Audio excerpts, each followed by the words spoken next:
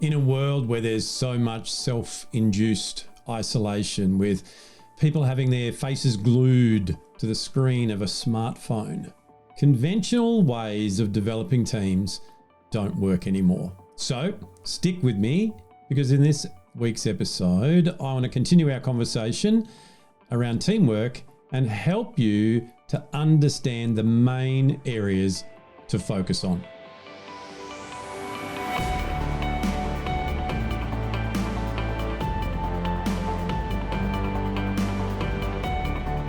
Hi, this is Grant Herbert, Emotional Intelligence Speaker and Trainer of the Year and Master Coach Trainer.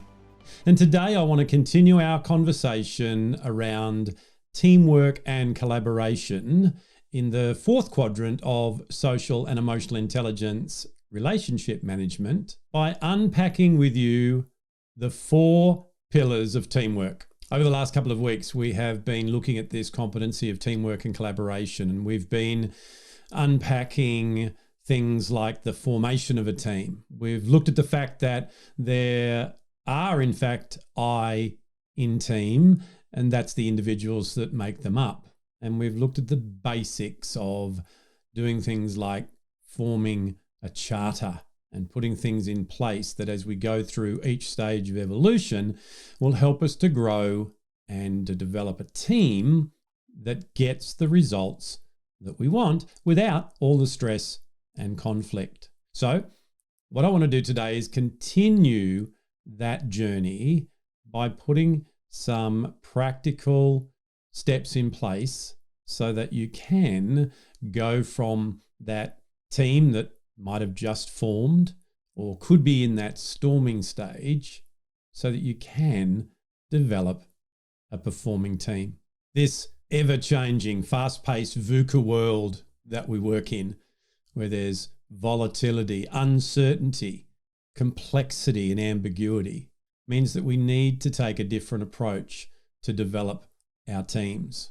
This approach needs to be more aligned, and people who do what I do, training and coaching in organizations, need to make sure that we are helping you to build the competencies that actually make the difference in today's world. 20th century leadership training doesn't work, because 20th century leadership doesn't work either. What we're developing are leaders and teams that work in the 21st century. Over the last couple of years, we've been through a lot of things in the world that have created an even greater sense of uncertainty. And now more than ever, teams need to be able to come together and collaborate. And individuals need to be able to work within that team so that it supports them and they in turn support the others in the team. So what I want to do is give you the 4 key areas that I believe that we need to assess and educate our team members in so that we can build the team that we need right now. Now, this list is my list, and it was challenging for me to bring it down to 4 key areas. You may have some different ideas. So what I want you to do is I want you to focus on what it is that you agree on here and look at it at that concept level and go, even if we were to develop these 4 competencies in our team, what are the results that we could see differently to the ones that we've got right now? For me, I love alliteration. And if I can put a framework around anything that has elements that all start with the same letter, it helps me to remember them. And therefore, it helps others to remember them as well. I get the privilege of working with many teams, particularly in the area of senior leadership, all the way around the world. And in my experience, this is the 4 key elements that I get to work on all the time. When we work on these, it brings the greatest result. So let's unpack them one at a time, and then we'll wrap it up and look at what we're going to continue with next week. The first pillar is collaboration. So asking ourselves the question, how well does our team come together to work towards an aligned future, to bring in the individual gifts, talents, strengths, areas for development, those I's that come together so that we can work alongside each other and get the results that we want. When individuals come together and collaborate, we get way more done in a much shorter time with even less resources. The collective intelligence of a team means that we can solve problems quickly. And then we've got the ability to employ people from within the team who are working alongside each other to solve the problems. It's one thing to come up with a solution. It's another thing to be able to implement that solution and change the things that are happening in our team to get a different result. So teams need to be collaborative. Teams need to look for opportunities to work together rather than work against each other. So what does collaboration overcome? It overcomes silo mentality. It overcomes individuals being there just for themselves. And it overcomes a lot of the conflict that comes with that. So collaboration is like a rowing team who have one goal in mind, and that's to go as straight as possible as we can from point A to point B and get across the line first. To do that, that team needs to come together. The oars need to hit the water at the same time. They need to pull the oars back the same distance. They need to lift the oars up out of the water at the same time. And by doing that, it takes the boat faster and straighter, and they get to the goal a lot quicker. Within that team, depending on the size of the crew, we've got someone at the helm, someone who's giving direction, someone who's giving motivation and drive and instilling a sense of let's get this done together. So people have different roles within the team. Putting those roles together and collaborating means you get the job done. So that's why I find that collaboration is the first key pillar when building any team. The second pillar is conflict. Now, you might be thinking, are you saying that we want to put conflict into our team? And the answer to that is yes. And in fact, we've already got the conflict there. We talked about that weeks ago. Conflict is inevitable. It's going to be there. Whenever you bring individuals together who have different agendas, different ideas, there's going to be conflict, particularly in that storming stage, which is when a team can develop a deep level of trust and get all those edges smoothed off so they're ready to become a performing team. Most of that comes from conflict. What I'm really talking about here is how that team handles conflict. That is vitally important to the success of any team. So understanding that conflict's inevitable and realizing that we don't live in a utopia, that it's always going to be there. Having a strategic way that we work together, collaborate through that conflict will create a way more successful team. If conflict is something that is avoided at all cost, nobody speaks about the elephant in the room. Everyone just wants to get on well together. And they have this naive understanding that if I just forget about it, we'll be able to get through this. That doesn't work. We need to be able to tackle any conflicts that come up and deal with them in an effective way. Deal with them in a way that says, hey, it's okay to have a different opinion. It's okay to have conflict. Let's come together and make sure that using our team charter that we talked about a few weeks ago, we have a set of guidelines that says this is the way our team navigates conflict. So conflict is, in my experience, very valuable in developing a team because it uncovers the different ideas. It uncovers the creativity of the team. And through those well-managed conflicts, great ideas emerge and are implemented into strategies, and results are the end result. So the question to ask yourself here is your team distracted too much by conflict? Or is it part of the journey and it's recognized that way? And therefore, it's quickly dealt with and we use it to move forward together. The third pillar is change. Change happens all the time.